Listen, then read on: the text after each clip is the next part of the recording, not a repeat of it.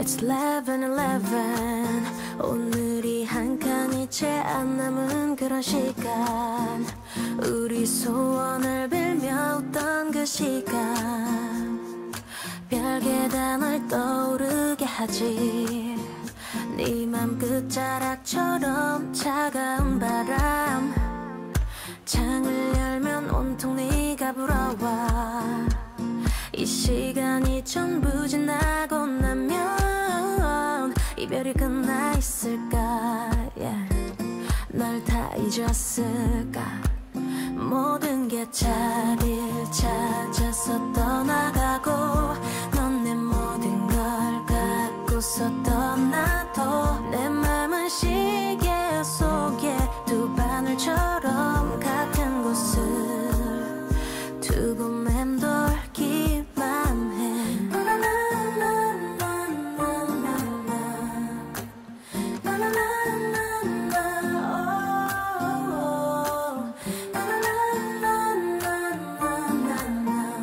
I believe I'll be over you 달력 안에 있는 오래전에 약속했던 몇 월에 며칠 너에겐 다 잊혀져 있었다면 내가 지워야지 뭐 지나고 나면 별거 아니겠지 뭐 모든 게 자리를 찾아서 떠나가고 넌 내 모든 걸 갖고서 떠나도 내 맘은 시계 속에 두 바늘처럼 같은 곳을 두고 맴돌기만 해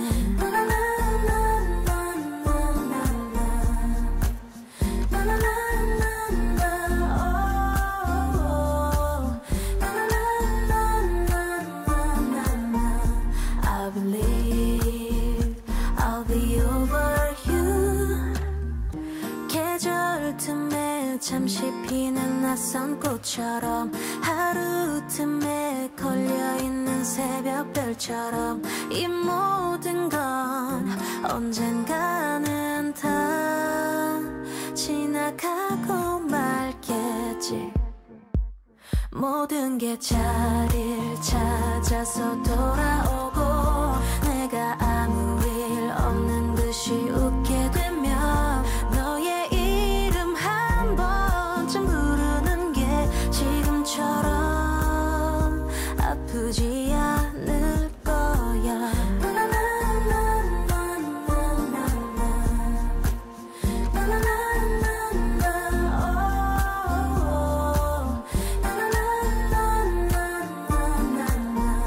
I believe I'll be over you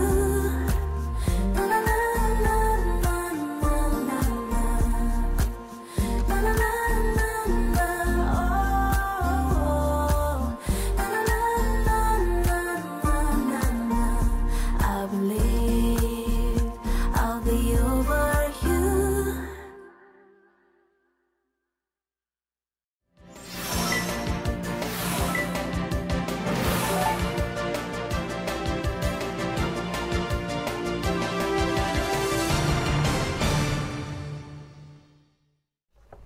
안녕하세요. 뉴스데스크의 바람잡이 지영은 기자입니다. 네, 엄주원입니다. 오늘은 제목 논란이 방금 네, 있었죠. 제목 어떻게 논란이 불러야 하나. 있었습니다. 네. 이선아님이 정하신 태연의 11:11이었습니다. 이거를 어떻게 읽어야 되느냐를 가지고 안 저는 찾아봤으면 이거 11시 큰일 11분 뻔했어요. 아니야? 이랬고요. 엄주원 아나운서는 11:11 아닙니까? 운동경기 11:11. 축구를 워낙 좋아하기 때문에. 11:11 같지 않아요, 여러분? 도와주세요. 그래서 저희가 이 젊은 저희 스태프들에게 물어봤더니 11시 11분이라는 의미인데 읽을 땐 11:11이다. 아, 그러니까 영어로 그 시간을 얘기한 거네요. 그렇죠, 그렇죠. 뭐 10:30 하듯이, 그렇죠. 10:10 하듯이. 그러니까 11시 11분인 거죠. 아, 그렇네. 11시 11분 맞음. 네. 제가 태연 피셜 11:11입니다. 야, 이 태연 피네님 피셜은 진짜 선물 드리고 싶다. 이런 억지 드립을 받아주셨어. 태연 피셜. 오메코님 혹시 태연도 모르시는 건 아니시겠죠? 태연은 알죠. 자, 좋아합니다. 이정님이 지기자님 오늘은 두 분 자리가 바뀌었네요 하셨는데 이분은 원래 들어오신 지 이렇게 얼마 안 되셨나 봐요. 네, 왔다 갔다 합니다. 저희가 정치 수다하고 그 머니톡을 하는 그 출연자가 있어서 3명이 나올 때는 제가 여기 앉고 네. 둘이 할 때는 제가 이쪽에 앉습니다. 사슴 눈망울은 누가요? 최영찬님. 누가? 야, 내 이런 눈? 과차는 내 눈? 나? 저예요. 큰일 났어요. 아, 너무 좋아? 아, 이런 과차는 자, 민망합니다만 반짝반짝 한번 좋습니다. 보여주세요. 카메라 보고. 아니, 고개를 그렇지 말고 혹시 눈망울로. 너무 크게 웃은 거 아니야? 약간 지금은 사슴 눈망울이 아니라 약간 와, 아. 그렇게 크게 웃는다고? 네. 자, 알겠습니다. 네, 사슴 눈망울 해달랬더니 아이 참. 자, 고딩 같다고. 이바라신이 고딩 같다. 오늘 오늘 왜 이러죠? 이럽니까? 네. 커피 쿠폰 없나요? 네, 오늘 왜 이럽니까? 사비로라도 쏴드리고 싶은데. 미드필더는 지장군입니다는 무슨 말씀이실까요? 11대 11인데 미드필더. 이제 큐레이션 시작할 네, 때가 여러 됐습니다. 가지 모든 역할을 예. 다 한다는 말씀이신가? 자, 낮에 눈에 띈 뉴스 짧게 하나 보겠습니다. 좋습니다. 자, 이건 그냥 좀 이렇게까지 됐구나라는 걸 보여드리고 싶어서 갖고 왔는데 딱 코로나19 절반이네. 첫 감염자 나온 지 이제 와. 3년이 다 돼가지고 2년 네. 9개월이 좀 넘었는데 그렇죠. 우리나라 국민의 절반 정도가 코로나에 감염된 걸로 집계가 됐습니다. 오늘 0시 기준 누적 확진자가 2,502만 5,749명이에요. 아이고. 이게 전체 인구의 48.5%라고 그렇군요. 합니다. 절반 자, 수준이네요. 방역당국은요, 다행히 9월 둘째 주 이후에 감소폭이 줄어들어서 석 주째 계속 3만 명대를 유지하고는 있지만 유행 가능성이 한 번 정도 더 남아 있다 이렇게 그래요? 보고 있더라고요. 그래서 지금 실내 마스크 안 풀자 돼. 그거를 그만 이제. 안 풀고 있는 거예요. 예. 그래서 겨울에 다시 한번 유행할 가능성이 혹시 남아 있다. 그래서 내년 봄까지는 실내 마스크는 그냥 계속 갈 거라고 하더라고요. 독감 환자도 늘어나고 있다고 뉴스 나오더라고요. 네. 자, 이제 정말 머지 않았습니다. 2명 중 1명이 감염될 정도로 정말 무시무시했던 코로나 시대. 딱 3년이면 끝날 것 같으니 몇 달만 더 참고 기다려 봅시다. 네.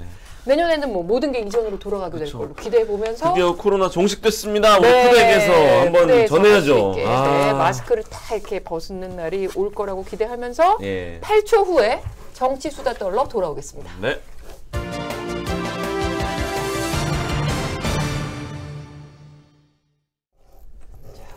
네. 지금 보니까 안 걸린 분들이 많으시네요. 저도 안 걸렸어요. 아, 주원 씨도 안 걸렸어요? 안 걸림. 2명 중 1명이네요, 저. 절반에 들었다. 2명 중 1명. 그러니까 저는 걸렸었으니까 안 걸렸으니까. 아, 우리 배 교수님 카메라 들어와도 계속 공부하시네. 네, 지금 왜냐면 아직 이름을 역시. 불러드리지 않았기 때문에 이름을 불러줘야지 불러드리지 않았기 때문에 의미가 있습니다. 불러드려야 이제 나는 그냥 역시. 부르기 전까지. 네, 부르기 전까지는 열심히 나는 준비해 오시네요. 내가 이름도 안 불렀는데 괜히 들어보겠습니다. 이렇게 그런 사람이 아니다. 자, 세안대학교 배종호 교수님 나오셨습니다. 어서 오십시오. 반갑습니다. 네, 반갑습니다. 이제 카메라 한번 봐주십시오. 네. 네. 네. 근데 이제- 안 불러도 카메라 안 잡혀도 우리 둘이 할 때도 불쑥불쑥 네, 들어오시잖아요. 아까 제가 바람잡이라고 했더니 웃으시더라고요. 아니, 오늘 아, 바람잡이가 얼굴이 그냥 화사한데요. 아, 그래요? 네, 제가 에너지 이제 그냥. 감기가 아이고. 다 떨어져가지고 어제부터 다시 이제 포스가 이제 완쾌. 네, 복원됐기 완벽합니다. 때문에 네, 그래서 오늘 얼굴도 좀. 자, 그럼 진도 나가겠습니다. 지장님. 네, 오늘 그렇습니다. 아주 시끄러웠죠, 자, 하루 종일. 진도 나가겠습니다. 예. 네. 요즘은 뭐 친일 대 친북, 아, 뭐 국회 정치권 그걸로 엄청납니다. 그렇죠. 네. 어제 국민의힘 정진석 비대위원장 발언 둘러싸고 어제 오늘 뭐 이만저만 계속되고 그런 게 있습니다. 아닙니다.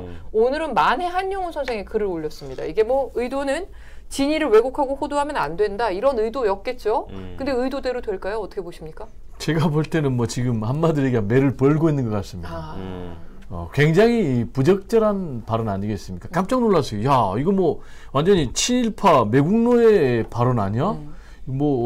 지금 뭐 이완용의 발언 아니야? 이런 생각이 들 정도인데 이게 지금 국민의힘 비대위원장의 입에서 튀어나왔단 말이에요.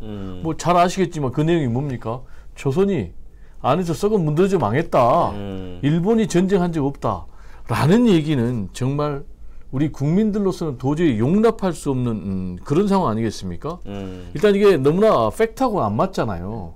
아시겠지만은 일본이 우리 조선 왕조하고 전쟁이 없었습니까? 그렇죠. 임진왜란이 있었고 네. 정의재란이 있었고 심지어는 뭐 국모를 살해하는 일도 벌어졌지 않습니까? 근데 이건 뭐 대놓고 이렇게 주장을 하고 있고 또 여기에 대해서 이제 내부에서도 반격이 나왔는데 그러다 보니까 또 본인이 반박을 해놨어요. 지금 말씀하신 대로 만해 한용운 선생의 반성이라는 네. 예, 그런 글을 올렸는데 이건 전혀 다르죠. 만에 한용운 선생 우리가 왜 이렇게 나라를 잃게 됐느냐 이런 걸 좀 반성하자라는 건데 이 글을 가지고 본인의 망언을 정당화하는데 썼단 말이에요. 만약에 지금 정진석 비대위원장의 이런 주장을 만에 한용운 선생이 무덤에서 들었다면 벌떡 일어날 것 같아요. 그래서 이거 계속 끌고 가면 끌고 갈수록 매를 더 맞는다. 빨리 사과하고 정리하는 게 바람직하다 이런 생각이 좀 듭니다. 말씀하신 대로 여기저기서 비판의 목소리가 나오고 있는데 뭐 여권 내에서도 특히 유승민 전 의원이 그렇습니다. 사과하고 사퇴하라 이렇게 네. 강력하게 비판을 했더라고요. 네, 천박한 발언이다. 말씀하신 대로 대국민 사과 그리고 비대위원장 즉시 사퇴 네. 이걸 요구를 했거든요. 비상대책위원장이 국민의힘이 왜 지금 생겼습니까? 정상이 아니니까. 근데 지금 비대위원장이 오히려 지금 비상 상황을 더 만들고 있는데 예. 김웅, 김용태 이런 분들도 이제 가해자 논리다. 이거는 망언이다. 역사적 죄악이다. 이렇게 얘기를 했는데 예. 공교롭게도 유승민, 김웅, 김용태 다 비윤이에요. 그럼 저는 좀 궁금한 게 국민의힘의 주류는 친윤이거든요. 그럼 친윤은 다 어디로 갔는가? 아니면 친윤들은 다 정진석 비대위원장의 그런 주장에 공감하는가? 좀 그런 의문이 들거든요. 아시겠지만 지금 윤석열 대통령의 막말 때문에도 엄청나게 지지율이 최저치까지 떨어졌고 네. 그런데 이 발언이 또 해가지고 지금 일파만파인데 아직 여론조사가 안 나왔거든요. 네. 제가 전망을 해보건데 아마 여론조사하면 국민의힘 지지율, 윤석열 대통령 지지율 또 뚝 떨어지지 않을까 네. 이렇게 생각이 듭니다. 뭐 민주당은 기다렸다는 듯이 지금 뭐 공세를 그렇죠. 끌어올렸습니다. 정 네. 위원장 조부까지 소환했습니다. 제가 좀 자세히 알아봤더니 이 정진석 비대위원장의 할아버지가 네. 대표적인 친일파였더라고요. 이게 무슨 얘기냐면 조선총독부에서 공적조서까지 만들어줬어요. 네. 그리고 또 조선총독부 그 신문에 보도까지 됐어요.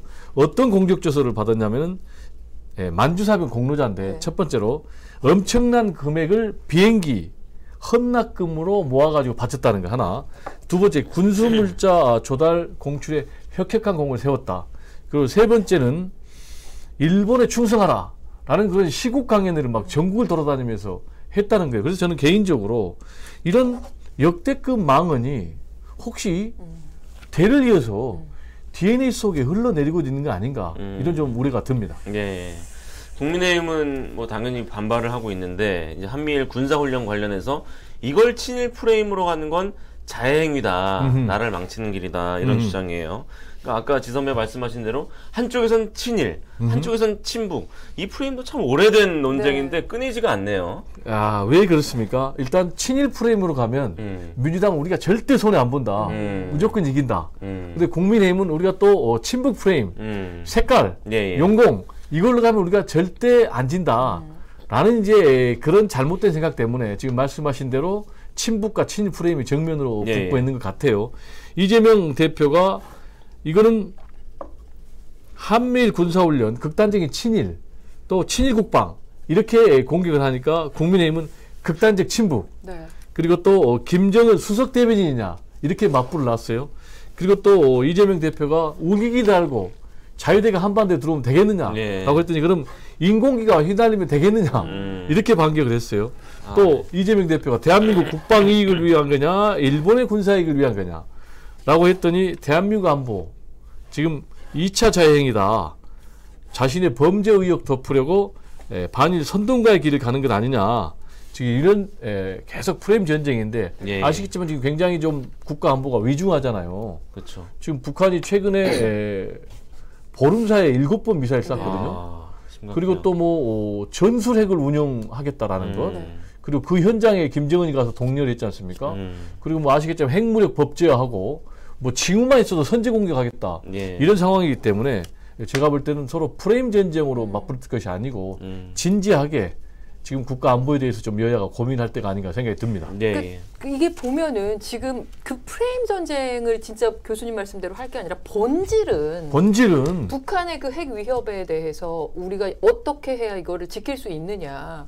그래서 뭐 튼튼한 국방, 국민 안전, 우리 국익 이런 거를 생각했을 때 어떤 게 도움이 되느냐. 그게 본질 아닙니까? 어떻게 생각하십니까? 배 교수님께서는. 제 생각은 있는데 일단 이 방송을 통해서 민주당 그리고 또 국민의힘 또 윤석열 대통령이 좀 따끔하게 얘기를 하고 싶어요. 예. 사실은 지금 굉장히 지금 어려운 상황이거든요. 네. 윤석열 대통령의 대북 정책이 뭡니까? 담대한 구상. 네. 근데 이런 지하에 묵살해버렸거든요. 그리고 지금 핵무력 법제하고 뭐 전술핵 운영까지 하고 뭐 SLBM까지 뭐 저수지에도 쏘고 이런 굉장히 고강도의 도발 행위를 계속하고 있는 이런 상황. 이런 상황에서 말씀하신 대로 어떻게 해야 되겠는가. 또 민주당도 사실은 굉장히 지금 위기 상황인 게 문재인 대통령의 한반도 평화 프로세스. 이게 상당 부분 위력을 발휘했지만 지금은 굉장히 또 무용지물이 되다시피 한 이런 상황이거든요. 예. 그래서 저는 이런 상황에 서로 이렇게 프레임 전쟁만 할 것이 아니고 민주당은 이재명 대표 그리고 국민의힘은 정진석 비대위원장이 TV 토론을 좀 했으면 좋겠어요. 그래가지고 일회성이 아니고 좀 심층 토론은 했으면 좋겠고 개인적으로는 한미일 군사훈련을 계속 강도를 높여가는 것은 상당히 위험부담이 따른 선택이다. 그게 무슨 얘기냐. 단기적으로 보면은 한국, 미국, 일본 이렇게 함께 하니까 힘이 세지는 것 아니야? 안보가 튼튼해진 것 아니야? 라고 생각을 하겠지만은 이렇게 될 경우에는 한미일, 북중로의 신냉정 체제가 가속화되면서 오히려 북한의 비핵화가 좀 힘들어지거든요. 그리고 우리의 경제가 좀 위협받고 선택하기가 굉장히 어려워지기 때문에 이런 부분은 다시 한번 말씀드리지만 여야 지도부가 감정, 선동을 내세울 것이 아니고 논리와 정책을 좀 제시할 때다라는 얘기를 드리고 싶습니다. 알겠습니다. 이번에는 국정감사 이야기로 넘어가 보죠. 아마도 가장 뜨거운 건 이제 감사원 관련 국정감사겠죠. 문자 파동 때문에. 역대 감사원 국감에 이렇게 많은 관심이 쏟아진 적이 있었나 싶을 정도인데 핵심 쟁점부터 설명해 주실까요? 핵심 쟁점은 역시 이제 감사원 독립 문제 그리고 대표적인 것이 감사원의 실세 유병헌 사무총장 문자. 그리고 대통령실의 실세 이관섭 국정기획수석의 이 문자 문제가 또 핵심 쟁점이 됐죠. 말씀하신 대로 감사원이요. 이렇게 독립성, 중립성을 가지고 도마 위에 올라온 적이 없어요. 감사원 하면 주로 감사만 했지. 지금 이제 민주당에서 뭐라 공개하냐면 감사원은 더 이상 감사의 주체가 아니고 수사의 대상이다. 이렇게 얘기를 하고 있거든요. 그러면서 이제 국정감사에서 뭐가 문제가 됐냐면은 그 문자에 대한 답변이 또 문제가 됐어요. 이분이 거의 답변을 거부를 했거든요. 그리고 또 본인이 메시지를 삭제한 것도 있다고 그래요. 그래서 지금 정식으로 공수처에 고발한 상태거든요. 저는 개인적으로 진실을 좀 규명하기 위해서는 강제 수사가 좀 불가피하다. 그리고 마침 유병헌 사무총장도 포렌식 조사할 용의가 있다라고 했기 때문에 좀 조사를 해가지고 여러 가지 좀 유착 의혹에 대해서는 명쾌하게 정리할 필요가 있지 않나라는 생각이 좀 듭니다. 그 문자 논란만으로도 굉장히 좀 많은 얘기가 나왔는데 어제 국감에서 이제 감사원장의 발언이 또 다른 또 지금 논란을 불러일으키고 있습니다. 감사원장도 똥볼 계속 차고 있어요. 여러 가지가 기사가 됐던데 두 가지가 제가 자막에 쓴 저 두 가지가 조금 기사가 많이 나왔더라고요. 어떻게 보십니까? 여러 가지예요. 일단 첫 번째는 과거의 똥볼은 뭐였냐면은 감사원의 정체성에 대해서 문제가 된 거예요. 자, 감사원은 뭐냐라고 물어보니까 대통령의 국정 운영을 지원하는 기관이다. 라고 얘기를 해가지고 여당 의원조차 무슨 말씀입니까? 맞아요. 내 귀가 의심스럽습니다. 라고 할 정도였는데 이번엔 또 뭐라고 그랬냐. 대통령도 국민의 한 사람으로서 감사를 요청할 수 있다. 이렇게 얘기를 했거든요. 근데 감사원 법에 보면은 감사를 요구할 수 있는 주체는 세 군데더라고요. 첫 번째 국회, 두 번째 국민청원, 그리고 세 번째 국무총리. 대통령은 요구할 수가 없어요. 그러니까 이런 발언을 하니까 또 이런 상황에서 또 문자까지 터지니까 감사원이 계속해서 정치감사, 하면감사 하고 있다라는 그런 문제제기를 받고 있는데 제발 좀 우리 감사원 살아있는 권력에 대해서 추상같이 좀 날카로운 그런 감사를 하고 했으면 좋겠고요. 일단 감사원장 중에서 존경받는 감사원장이 두 사람이 있습니다. 혹시 누군지 아세요? 한 사람은 이회창, 또 한 사람은 한승헌. 근데 이 두 사람이 왜 존경을 받았느냐? 이회창 감사원장 같은 경우는 대통령실, 그리고 또 국방부, 그리고 안기부 당시에 여기까지 아주 그냥 서슬퍼런 대쪽이었죠. 대쪽이라는 그렇죠. 대쪽. 그러니까 율곡비리. 그리고 한승헌 이 감사원장은 뭐라고 그랬냐면 야 권력은 쳐다보지도 마라. 그래가지고 감사원의 위상, 독립성이 올라갔거든요. 지금이 좀 그래야 될 때가 아닌가 생각이 듭니다. 역할이죠. 네. 근데 이제 문재인 전 대통령 관련해서 이제 서면 조사 통보를 받은 뒤에 무례하다라는 입장이 나왔었고 또 이번엔 대단히 심각한다. 이례적으로 또 한 번 입장을 내놨어요. 네. 어떤 의미가 있을까요? 굉장히 본인이 불편하게 생각하는 것 같아요. 이유는 결국 지금 전 정권 때리기가 계속되고 있지 않습니까? 예. 그러면서 검찰 수사가 대대적으로 이루어지고 있는데 지금 감사원까지 정식으로 문재인 전 대통령에 대해서 서면 조사 통보를 했잖아요. 네. 이 얘기는 지금 칼끝이 문재인 전 대통령 입장에서 야, 내 목 끝까지 다가오고 있구나. 이렇게 생각할 것 같아요. 그리고 이제 14일 날 감사원이 중간 감사 결과를 발표한다는 거 아니겠습니까? 네. 예, 쟁점이 제가 볼 때 두 가지가 되는데 하나는 과연 중간 감사 결과 문재인 전 대통령도 혐의에 포함이 될지 이게 굉장히 중요한 대목이고요. 두 번째로는 감사원이 검찰에 수사 의뢰를 할 것인가 라는 그런 부분. 그래서 문재인 전 대통령이 대단히 심각하다. 그리고 이거는 정치적인 의도가 있다. 라면서 지금 반발하고 있는 상황이 아닌가 생각이 됩니다. 지금 뭔가 이 스튜디오에서 뭔가가 타는 냄새가 좀 나는데 네, 아마 우리가 너무 열정적으로 하니까 냄새가 나지 않을까. 아니 약간 좀 확인이 필요할 것 같습니다. 그러게요. 타는 냄새 나는데요? 뭔가가 지금 타고 있습니다. 전기와 관련된 건 아니겠죠? 뭔지 모르겠는데 어쨌든 좀 확인을 해봐야 될 것 같습니다. 네, 타는 냄새 납니다. 많이 납니다. 점점 더 납니다. 네. 네. 자, 화면에는 지장이 없습니까? 뭔가가 타고 있는데 뭔지 모르겠어요. 잠깐만요. 지금 소리도 지금 전국은 불타고 있는데 일단 진도를 나가시죠. 일단 진도를 나가고 연기가 조금이라도 감지되는 순간 갑자기 끊게 될 수도 있습니다, 여러분. 자, 일단 그 말씀을 드리며 다음 질문하겠습니다. 이 얘기를 해보겠습니다. 오늘 환노위 국감에 있었는데 김문수 경산노위 위원장 여야로부터 맹공격을 받았습니다. 네, 결국은 사고 쳤고요. 네. 그리고 사과까지 했습니다. 하마터면 완전 파행 갈 뻔했는데 일단 김문수 경산노 위원장의 인사는 잘못됐다라고 배종호는 얘기를 하고 싶어요. 왜냐하면은 경산노 위원장은요 정부, 사용자, 노동자 대표를 다 아우러야 돼요. 그래서 사회적인 협의를 통해서 사회적인 합의를 이끌어내야 되는데 지금 이제 김문수 경산노 위원장은요 행보를 보면요 과거에 노동운동가였거든요. 그래가지고 완전히 극우 정치인으로 완전히 변절에 가까운 그런 행보를 했어요. 아시겠지만 끝까지. 태극기 집회 때 참여해가지고 문재인 전 대통령 총살갑니다. 이런 그걸 내놨어요. 그리고 민주당은 대한민국 정통성을 부정하는 종북 김일성주의자다. 이렇게 했고요. 더 큰 문제는 노동조합을 부정하는 그런 발언도 서슴지 않았거든요. 쌍용차 노조를 향해서 뭐 자살 특공대다. 이런 발언까지 내놨는데 앞으로 좀 본인의 과거 발언에 대해서는 기회가 될 때마다 정식으로 사과를 하고 앞으로 발언, 또 생각, 행동 상당히 좀 유념해서 진중하게 해야 되는 생각이 좀 듭니다. 네, 이렇게 여야 뭐 강대강 대치가 지금 꽤 오래됐잖아요. 그렇습니다. 근데 지금 윤석열 정권 출범한 지가 5월에 출범했으니까 한 5개월 정도 됐나요? 그렇죠. 6개월도 안 된 건데 벌써 뭐 퇴진 얘기가 나오고 있어요. 그러니까요. 지금 민주당 그 김영민 의원 입에서 조기 퇴진해야 한다 이런 주장이 제기됐습니다. 이건 어떻게 보세요? 지금 일단 뭐 윤석열 정권 퇴진 운동은요 시민사회단체들 중심으로 이루어지고 있어요. 지금 보니까 서울의 청계광장 여기서는 뭐 계속 이루어지고 있고요. 또 지금 이게 경남 지역에서까지 시민운동이 확산되고 있는 이런 상황. 그런 상황에서 말씀하신 대로 김영민 의원이죠.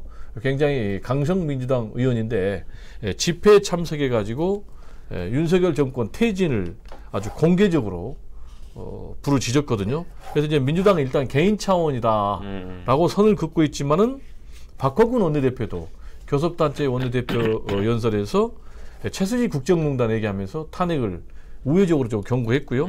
그리고 또 박찬대 최고위원도 이 탄핵을 또 애둘러 가지고 경고를 했기 때문에 앞으로 지금 언제든지 이게 굉장히 폭발성 있는 사안이기 때문에 정치권의 전면으로 등장할 가능성이 있어 보입니다. 물론 뭐 국민의힘은 지금 뭐 조작과 선동이다. 그래서 굉장히 강력하게 반발하고 있습니다. 그렇습니다. 일단 출범 5개월도 채 안 된 그런 정권을 끌어내린다는 것이 말이 되느냐. 이건 헌정 질서 파괴 행위다.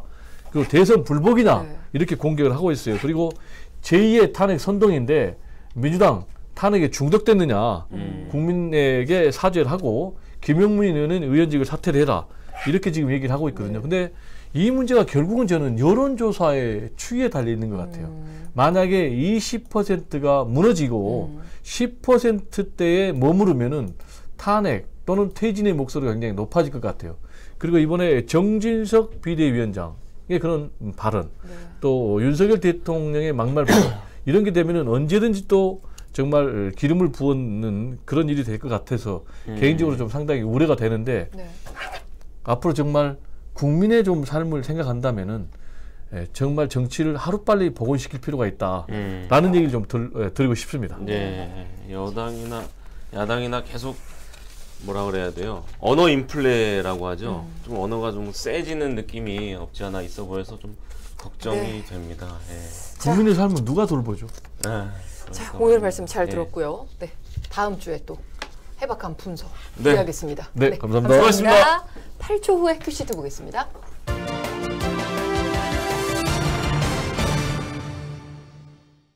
지금 추동님이 뭔가 이상이 있으면 대피를 해야지 산업 현장도 저러다가 사고 납니다 하셨는데 다행히 타는 냄새가 아까보다 확 줄어들었습니다. 아니 걱정하실까봐 말씀드리면 제가 추정컨대 저 조명 문제였고 지금 저 조명이 나간 뒤로는 냄새가 안 나요. 지금 조명이 여러 개가 저희가 여기 위에 있는데요. 하나가 나갔습니다.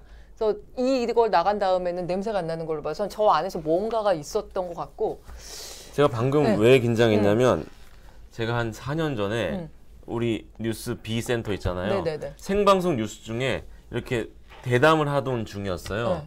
근데 조명이 터지는데 총소리처럼 들렸어요. 그래서 부조에서도 너무 놀란 거예요. 총소리가 나니까 이게 무슨 일인가. 저도 그렇고 패널도 그렇고 엄청 놀랐던 기억이 있어서 다행히도 그렇습니다. 조용히 넘어갔습니다. 조명 잘 꺼졌고요. 꺼졌으니까 지금 더 이상은 타는 냄새가 안 납니다. 안녕히 가십시오. 큐시트 빨리 보겠습니다. 자, 오늘 뉴스데스크 톱은 아마 모두 예상하셨을 겁니다. 한국은행 금통위가 기준금리를 연 2.5에서 연 3%로 0.5%포인트를 올리는 빅스텝을 단행했습니다. 사상 처음 5번 연속 인상이고요. 그러니까요. 이게 지난 7월에 이어 두 번째 빅스텝이고 10년 만에 기준금리가 연 3%대까지 올라왔습니다. 오늘 이창용 하는 총재가 기자회견에서 이런 질문이 나왔어요. 11월 금통위에서 또 추가 빅스텝 가능하냐. 그랬더니 뭐라 그랬냐.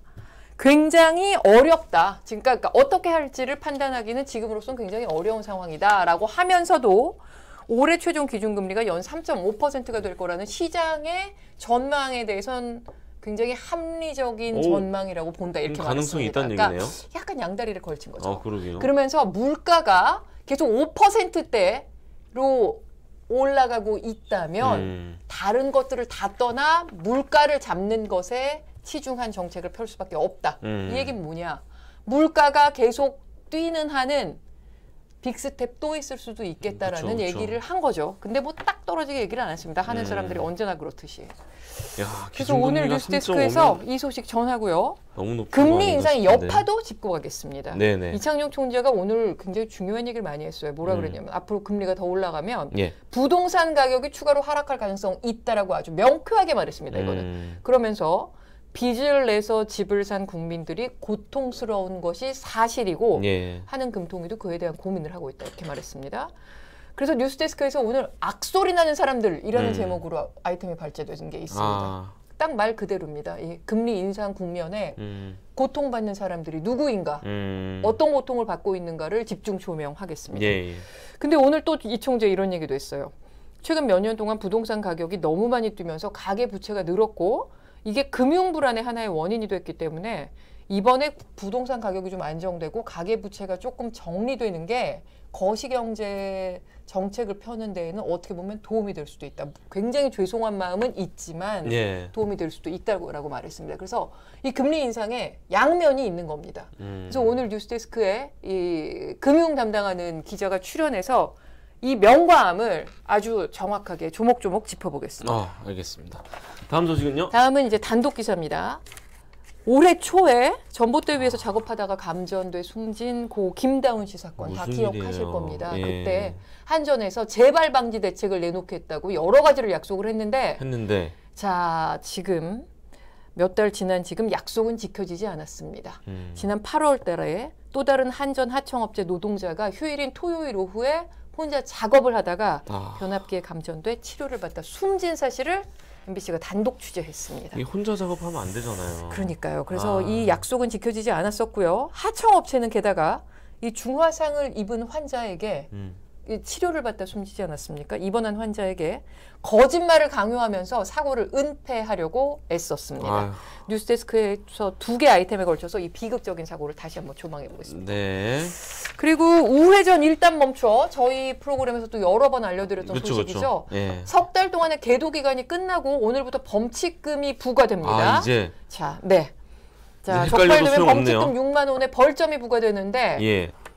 지금 오늘 진짜 시행 첫날이니까 경찰이 단속 나갔고 MBC가 동행 취재했습니다. 현장 어땠을까요? 지난 3개월 동안 이 새로운 법에 사람들이 많이 적응을 했을까요? 궁금한데 궁금하다. 현장 모습 뉴스데스크에서 보실 수 있습니다. 보행을 하려는 자. 네. 그리고 피아노 실기곡이 유출됐다는 의혹 1년 전에 제기됐는데 예. 경찰이 드디어 의혹이 사실일 정황을 포착하고 연세대학교를 압수수색했습니다. 이 소식도 뉴스데스크에서 보실 수 있겠습니다. 네, 자세한 내용은 본방을 통해 확인해 네. 주시기 바랍니다. 저희는 내일 돌아올게요. 감사합니다. 고맙습니다.